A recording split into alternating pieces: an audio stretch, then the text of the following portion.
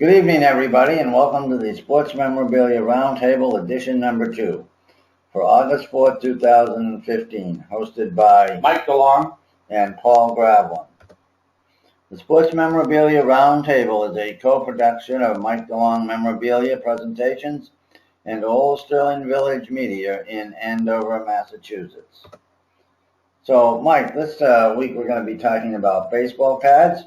We're going to be talking about the history of baseball cards and suggesting some of the best individual cards and card sets for people who might be new or even experienced collectors to be looking out for when they go around picking up their either their first sets or maybe some new sets. The recommendations will focus on the moderately priced cards, and that's so that people who are new to the hobby especially will be able to make some headway in getting started. However, since we are primarily discussing baseball-related items, we thought it appropriate to begin our webinar, as is done at a real Major League game, with our national anthem. So please rise and remove your hats and join Jose Feliciano's legendary performance at the 1968 World Series in Detroit.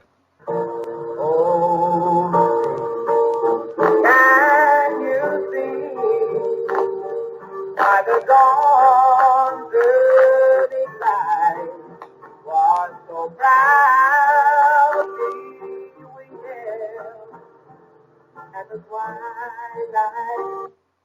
Okay, thank you, Jose. That was really good. Appreciate you stopping by. I know that was a long time ago, but it was one of the most famous renditions of the national anthem.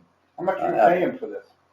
Jose? Yeah. Well, he came pretty cheap. You could tell his voice was a little scratchy there. He had to leave, though. He had another engagement, I think. Oh. Jose, I don't know how old he is now, but he was very famous. That's not his band, though. It was another band. I can't remember the name of it. I don't know what they were doing. They look pretty bored Looks there. like LBJ over here. Yeah, right. Oh, yeah. He's kind of praying or something, yeah. Hoping it's over quickly. So, yeah, well, it could have been worse, Mike. We could have been the guest performers.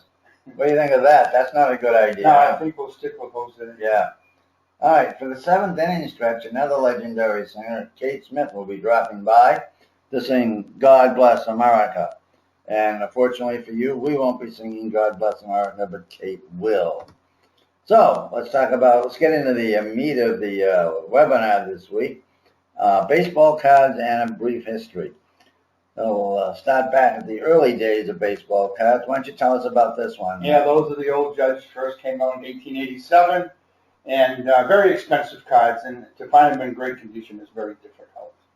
So somebody might have some of these in their attic or something like that? Probably, but those days are gone, I think. Everybody's looking in their attics, and it's over, I think. Oh, okay. So everybody figured it out. Oh, yeah. Okay.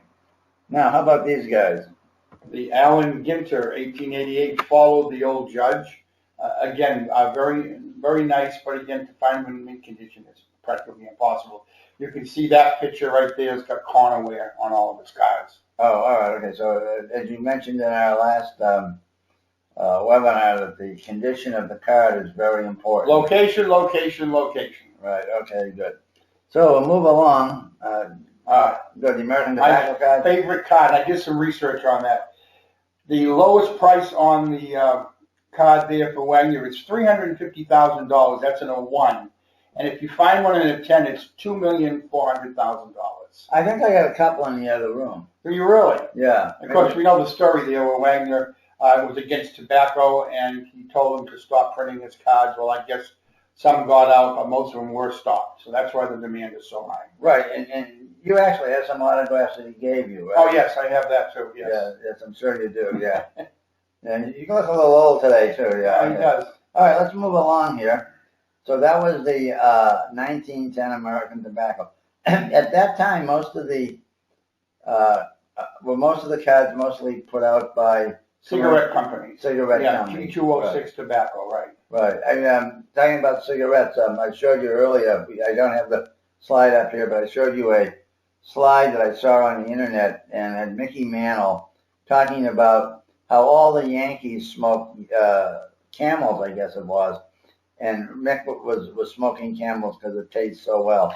I can't imagine Alex Rodriguez. Well, maybe I can him, but somebody on the Yankees today coming out with a cigarette and smoking. Now, Lucky Strikes are also popular then. Of course, today the tobacco chewing in the mouth, and Kurt Schilling is really against that. He's going from ballpark to ballpark to talk about that. Well, wasn't there another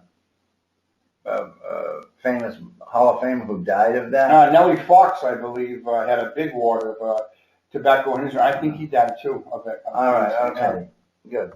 All right, so how about these? Now, explain this to me. I didn't understand this. Mecca double folders. Yeah, the double folders means they fold over and they have two ball players on it. This one has Crawford, and I believe the other one's Cobb. Very desirable. So very expensive. You mean you'd get a lot of money if you had one of these? Yes, yeah. And those you can get in a little better shape because now you're looking at 1911. So what might we be talking about? Well, you're starting off with a grade 1, which we'll talk about in our next webinar. Grade 1, you're probably talking like $100, and then if you go up to a 9 or a 10, you're talking well over thousands of dollars. Okay, so in our next webinar, we'll be kind of telling you how to evaluate the grading system is very important. The grading system's important, right? Okay. So we'll be moving along here to the Turkey Reds. Now, what in the world is this? Turkey Reds are not really cards; they're pitches, and they're very expensive. They start off. Roger Bresnahan would start off at $170. Who's a Hall of Famer, and you can go up as high as $27,000 for these cards. Wow, that's quite a bit. Yeah. They appear to have been way before their time. They were printing Turkey Yeah, Reds. they're nice, and today they've come out with great moments, which copied the Turkey Reds with the new Hall of Famers on it. Yeah, but these Turkey Reds back in 1911 said turkeyreds.com. Yeah. They were in pretty good shape. I don't think so. Pretty smart guys there, yeah. Yeah. They should have been doing something else. They could have made a lot more money. Amen. Okay, let's go to the Hassan triple folder. Yeah, triple folders, they have a picture of two guys on it, and then they have an action picture, usually of the two guys, doing it, either sliding in or catching it. Very popular and very expensive. And how much would these come in the tobacco packs or something? Or how would you get I think they came in wrappers. Like the old bubble gum? Yeah, but there was no bubble gum in them. So you just bought the card? Yeah, you would just buy the wrapper. For a penny or something? Yeah, whatever it was. Yeah, right, yeah, okay. I think I used to pay 5 cents for like bubble gum. Yeah, we destroyed them all on our bikes. Yeah, right, yeah. Or up against the wall. And Cracker Jacks, 1914. My favorite. You got a picture of Babe Ruth. Those, of course, go way back with the Peanuts and the prizes, and of course the Ruth one, very, very expensive. The Cracker Jack in the Ruth could be easily $350,000 plus in a mint condition. Really? Well, it's a beautiful picture. These obviously aren't for. We'll be talking about ones that are more affordable for the. Oh yeah, and the Cracker Jack, of course, is delicious, and that's one of the things you bring to the ball game. Peanuts, popcorn, and Cracker Jack. Now, were they inside the Cracker Jack? Yeah, they were inside the box, and about 10 years ago, they came out with the same thing, but replicas of the famous ball players in Cracker Jack. Carmel cards. I got it right this time. Yeah, you did. Carmel cards were produced from 1921 to 1932, and they were in candy selections, and again, Gary was there, Ruth, all the Hall of Famers were there. A little bit less than the tobacco cards, but still very desirable. Were the players ever compensated for their pictures? Good question. I would say probably a little bit, but not much. And then, of course, as it got rolling, I think the players were given a TV or cash during the 60s, but they never really got big bucks for what they did. But, back then, baseball was like a second job anyways, because you had to work all the regular season and other things. So that's true, too. Yeah, good point, yeah. The DeLong cards, named after you. Yes, named after me, and my father had that whole set. It's a very small set, but again, very desirable. Lou Gehrig is in there. That card right there in that condition. It's probably a 5, and well over 50,000 probably in that condition. I mean, just a beautiful set. So, my dad regretted. He said he should have kept the set for us, but he sold it. So. Okay, yeah. All right, here we go. Gowdy cards? Oh, yeah, Gowdy cards, one of my favorites. The pictures are beautiful, and they have little designs on the back of it. All the Hall of Famers are there. And the Gowdy start from $50 from a 1 up to, if you got the Babe Ruth, $150,000 plus. And, of course, you have all the other Hall of Famers in between, all based on conditioning. All right, so up to a certain point, these were not actually pictures. They were, Yeah, they were artists. more like artist works, right? Yeah, put onto the picture card. I don't know how they did it, but they did a good job. We'll talk about that later. This looks like it might be a picture, though. I don't know. Yeah, that's a Rolf, Red Yeah. Rolf. So that was 1930. That was during the Depression. Yes, 33 to 35. Yeah. Okay. And then Diamond Stars. Now, this is obviously a. That's a painting. That's a painting, right? Yeah. And of course, Carl Hubble was a fantastic picture, but he signed so many things that his autograph is very reasonable. Oh, really? They just Absolutely. It's not very rare. No, I think an 8x10 is like $50 to $75, which is a pretty good price for a guy back then who was an all-star. He fanned all those, Ruth and everybody else. So. Now, there were actually 8x10s taking at that time of him. I would think so, because you can get them at a hobby shop now, 8x10, so they have to just recopy them. And Oh, right, yeah, okay. Play balls. My favorite, because that's Ted Williams' rookie card, and that card can be up to $195,000. You could also get it for $195 in a grade 1. So some people just want to say that they have a Ted Williams, so they don't care what grade they get. Oh, I see what you mean. So some people could get into it for like $195, $200 for a torn up 1, but at least you have it in Williams rookie. So 10 is the highest, I guess. 10 is the highest, right. Who makes that decision, or is that just sort of consensus? That was made by the SMR and Beckett guides and everything. They came out from 1 to 10. Oh, okay. And we'll get into that next in our next discussion. Edition number 3, yeah. Right. Bowman card. Bowman cards are beautiful cards. They're all in color. They are, artist work. The colors are fantastic in these cards. A very desirable card for Bowman's. And of course, they came out before Topps, and then Topps blew them away eventually. Okay, so now this is obviously probably a replica or an artist rendition of Musial, right? Who, from a picture probably, or something like yes. that. And then they put his autograph. But the detail is, that looks just like Stan. Yeah, it's very good detail. The artist work on some of these is pretty good. The colors are beautiful. There's one coming up in a few minutes, and I'll comment on it when we get there. It's actually pretty nice. A Leaf card. Yeah, the Leafs came out in 1948. That's a very popular card. Joe DiMaggio. A nice set. Not a very large set, but a very expensive set to complete. Okay. Wouldn't recommend it unless you have money. This is the one I like. I think, obviously, this is a picture of Yogi. And I would say that that it was a picture of Yogi and they turned it into a painting or something. That somehow they did that. Because it's pretty realistic and very detailed. Yeah, notice the colors, notice the background. You even got the trees up there. Yes. Very lifelike and just beautiful colors. I love those cards. And are they the standard card sizes that we were familiar with when we were kids? I don't know. No, these were much smaller. Oh, really? Good question. These are much smaller than the Topps cards as we were kids. Now, yeah, much smaller, about half the size.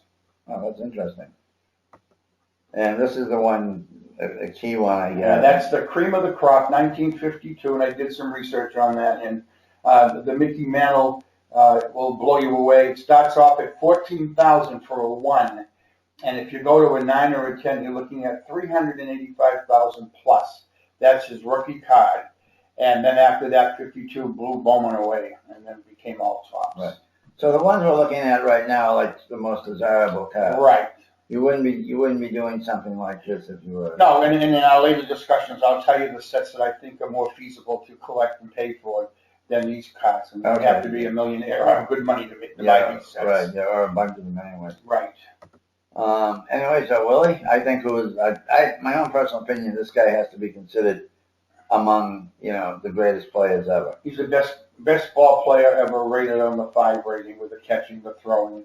And, of course, a side note to that, of course, is Tom Yawkey did not sign him. They gave him a tryout because Mr. Yawkey just didn't want black people on his team at that time. And he didn't want him on his team right. at any time. So he made a big mistake, and he also had a chance to get Jackie Robinson. Yeah, right. That's a red man. You keep the tabs on because the tabs make it worth a lot more money. Okay, the tabs are down the bottom is the... Very important. Like I bought a bread one, 1910.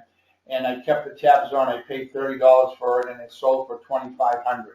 So that was pretty good money for me. Yeah, that was pretty good money overall. For anybody. Didn't know what I was doing. I just picked it up.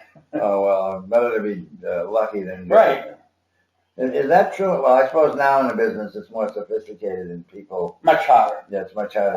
My buddy John, who's a a great collector and helps me out a lot, just went to the national show, and he said a Roberto Clemente in a 9 rookie card, 1955, sold for $375,000. Wow. Gee, I probably had one at one time. And Roy Campanella, of course, with the Dodgers. Yeah, that came after 1952. That's a very colorful set, kind of like Bowman. They're all pictures, but the color is gorgeous, and the faces are. What made Topps so good that they blew everybody out? Oh, probably just the fact that they distributed probably more than Bowman did. Were they in the bubble gum? Yes. Better pitches, bigger cards. And actually, probably a little more sturdier cardboard. Was Bowman in the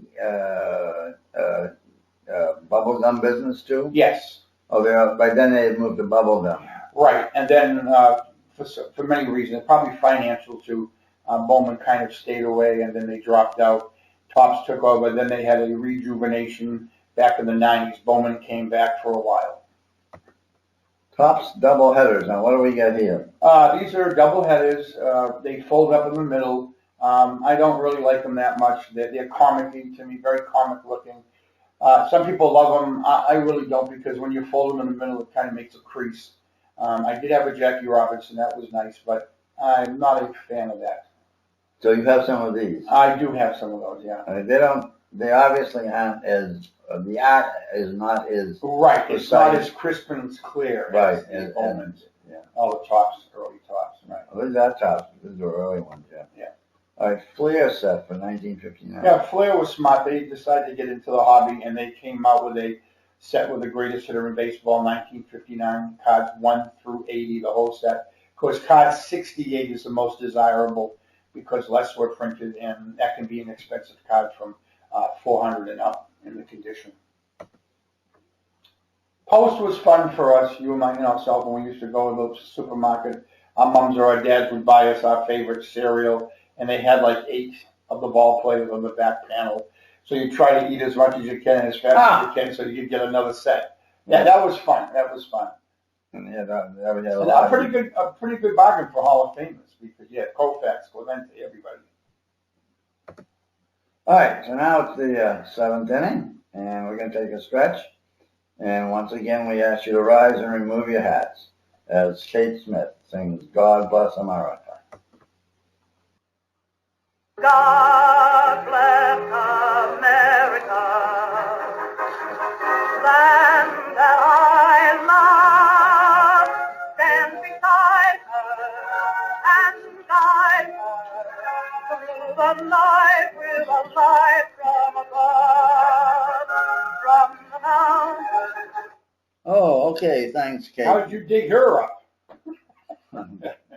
I won't go into that. She came fairly cheaply, I would think so. Yeah, unfortunately, Kate couldn't stay too long because she had a Weight Watchers meeting to go to, so she's kind of left. But I like the way you get the voice from McBrown coming out. Yeah, that was pretty good. Yeah, tough to do.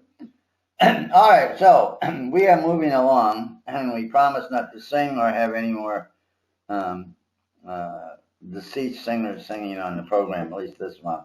I tell you, the one of the ones, if we ever do hockey, is the Roger Doucette I love that one. That one I like. In the Montreal Forum. I was in the I was in the Montreal Forum in 1981, and I actually saw Roger Doucette sing that. I've been to all-star games and no-hitters at Fenway Park, but hearing Roger Doucette sing that was one unbelievable He's experience. quite a traveler, Paul. Yeah, right. Anyways, Roger, unfortunately, passed away a few months after I saw him. Okay, the following sets are now ones that are accessible and easier to complete. These would be ones that if you're getting new to the hobby and you don't have $150,000, you might want to do it. You might want to use these instead. So we've lowered the price, and let's take a look at these. Mike. Yeah, these are the sets that I pulled out that common guys can collect. People who have limited budgets and have a budget. Topps 58s are a nice set to complete. The only problem is the first series is tough to get, but it's all reachable with different prices. And it's a nice set. It's got Roger Maris's rookie card in there. So how many cards would be in the set? It's 498 in that set. That's quite a bit. That's quite a bit, but other sets have like 700. When you had, 8 teams in each league, right? That's right. Did they have all the players? No, they couldn't have. They had a lot of the players on all the teams, but yeah. And those who didn't want to have their pictures taken, of course, they didn't get in. Right, yeah. Certain ball players that did not get in, like Stan Musial is not in that set. Oh, well, that's interesting. I'm sure today the ball players would... Mickey Mantle's a nice one in that set. I'm sure today the ball players would ask for a lot of money just to have their They pictures don't taken. even care anymore. It's out of control. That's a nice set to complete, 1959. It's not hard to get. There are a lot of 59s out there. You can have fun with that set. I noticed that they didn't capitalize many or That's so here. Yeah. I just like the way they got the baseball and they got the guy's picture in the middle of it.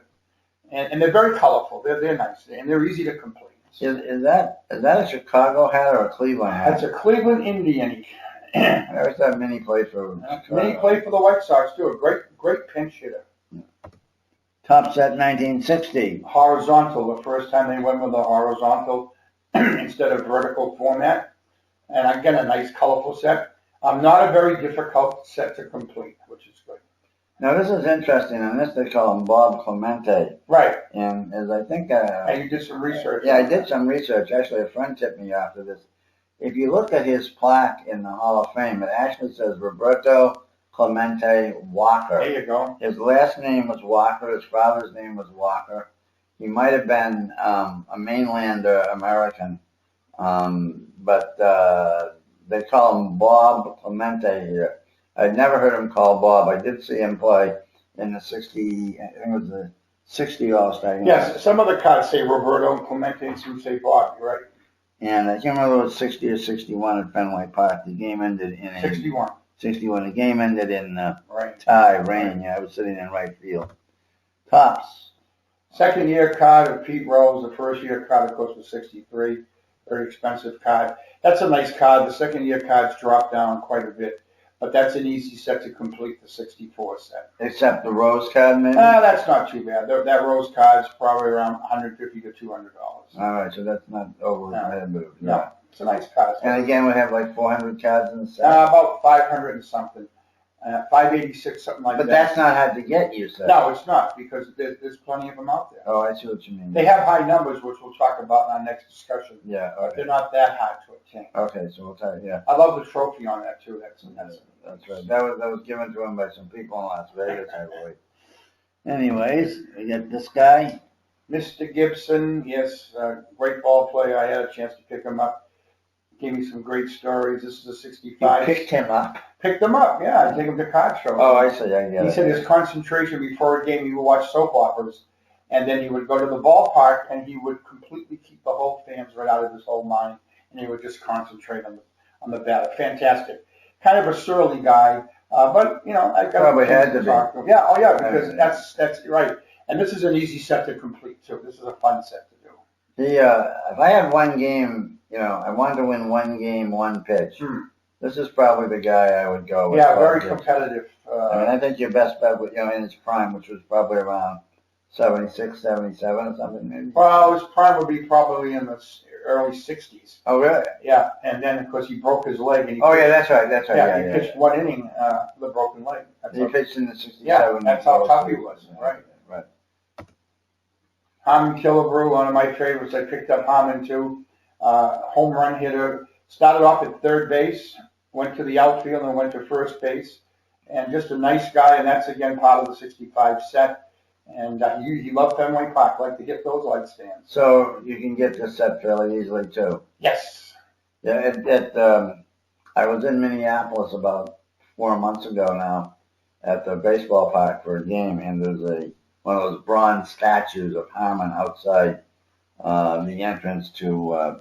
it should be. All the pitches fit him. Remember the game we went to in 67? It was cold. You and I went to that. Freezing, yeah. With him in the lineup. Nolan Ryan. Nolan Ryan, heck of a ball player. I met him quite a few times. Nice gentleman, very gracious, and of course, one heck of a pitcher with the Southern no-hitters. The 69, that's 69, not 68, big guy. Oh, really? I'm Yeah. sorry, folks. And 69 is a nice set to complete. It's not a hard set, but there's some nice cards in it. Yeah, so we'll have to fire the You have organizer. to fire somebody. Yeah, right, yeah. Now, who did Ryan pitch for the most? Was it the Mets? Let's see, I'm trying to think. He got traded from the Mets, then he went to California for a long time with the Angels. Yeah, And then he went over to, I would think the Angels were his team. yeah. I don't know what he went into the Hall of Fame as. That's a good question. Yeah. I would think maybe it's as a Ranger. Yeah, maybe it I was. think he did. Who's this guy? Reggie Jackson. Rookie card. Nice Mr. card. October. Yeah, nice card. Found on the 69 set. Again, you can pay $100 for it, or you could pay $800, but it's acquirable. It's not that difficult to get. And as is the rest of the set. Bill. Right. Now, are there a lot of people out there selling whole sets? Yes. So I say I want to buy the 69 top Yes. set, and you've got one. Or somebody's Good question. In fact, I'm going to sell 3 sets very shortly, the whole set. Now, some people break up the sets. You make a little bit more money if you break up the sets into series, or you can just sell the whole set and just move it along. Depends how much you have involved in it. Okay. So now that we have an idea of what to get, where are we going to get them? So this is pretty much like we talked about in the first webinar last time. One place is eBay is a nice way to get it. All different prices, and go through PayPal and you'll be protected. It's a good way to get cards. Okay. I know in another area, friends of mine have told me that because of eBay, the prices on the items that they collect have gone up. Because prior to eBay, if they found something, they found it. But now it's on eBay, and people with more money tend to bid things up. Is that true of the cat? Yeah, that's correct. They bid things up, but you have to know what you're doing. If you don't know what you're doing, you can get taken big time. Oh, I'm sure you can. So you got to have the catalogs out and everything else. Right. Okay. And auctions. What's the story with the Yeah, auctions in New York, Chicago, California are big auctions. You can get things there that you need, or unique things, but you're going to pay a pretty penny for it too. It's not going to be. These are online auctions, I assume? Yeah, they're online. Do they? I know at one time they probably had live. They still have live auctions. I go to a few live auctions, which I like because you see the material right in front of your face. Well, I would think that would be important. And that is important. Yeah. Okay. But these guys grade very, very well, so you can go by what they say. Okay. Card shows. I used to love them. I used to have good talks with a lot of people, but slowly but surely they're going out because of the computer age. Nice place to pick up cards or whatever you're looking for, but, I don't know how much longer they're going to be in existence. You may only see 1 or 2 a year, and that's about it for the big card collection. So the small ones are dropping out? Yeah, oh yeah. They just don't survive. Mail order. This is Yeah, I have fun with mail order. I set up my scorecard when I want to buy something, and I scratch here and scratch there. I've got 2 or 3 that I, do mail order with, and they're very good. They're very reputable. They get the stuff out, and they also give you back if you don't like what you purchased. And then they ship them to you. They ship them to you, right? And of course, now, in other words, trading with others. Yeah, that's gone by the board, unfortunately. I used to love trading with people. Today, very few people do that. I wish you would get back into the system, but they just don't do it anymore. I bet you ripped these little kids off a few times, Yeah. So, kid, it's only a Mantle Card 52, first edition, and mint. Yeah, we brought up in charges, I'm sure. Yeah, right, yeah. Okay, so what we've covered today, we've traced the history of baseball cards and suggested some of the best individual cards, although those are the ones that would be rather sought after by other people, or even you maybe, but they were expensive. The card sets we show you were for people sort of new to the hobby and experienced collectors to be on the lookout for, especially new people to the hobby who could pick up these card collections, as Mike suggested, for reasonable prices. You do need money to get into the hobby, but that's the way it goes. You're not going to make money if you don't invest in something, or if you were doing something else, buying real estate or something. you need money. So that's the way it goes. A lot of people have these cards, I would assume, just to say they have them, right? Yeah, some of them say they have them, And some of them, ego trip. yeah, some buy it because they figure if they go out and spend on a dinner, at least if they buy a card, they'll have some money they can get back later on. Cards are easy to sell. Yeah, but not easy to eat. Yeah, well, that's true. Okay, so thanks very much for being with us tonight. If you've got any questions, you can see we have the SportsMemorabiliaRT at gmail.com. That's down the bottom there. And the Sports Memorabilia Edition 3 will highlight tips on investing in sets and the grading system. Maybe give it some more color on that, Mike. Yeah, the grading system will be our next topic, and without the grading system, unfortunately, today we have a difficult time selling and buying cards. It goes from 1 to 10, and I'll get into more detail on that. Okay, if you have questions about that or something we said tonight you didn't agree with, or you did agree with and want to make a comment, you can email us, the Sports Memorabilia RT down there. This edition will be available on YouTube in a few days, and we'll send out some publicity to let everybody know that. So, Mike, thanks a lot for coming by. The Sports Memorabilia Roundtable is a co-production of Mike, go on. Memorabilia Presentations and Old Stirling Village Media in Andover, Massachusetts. If you have any comments, questions, or suggestions, please email them to SportsMemorabiliaRT at gmail.com. Good night, everyone.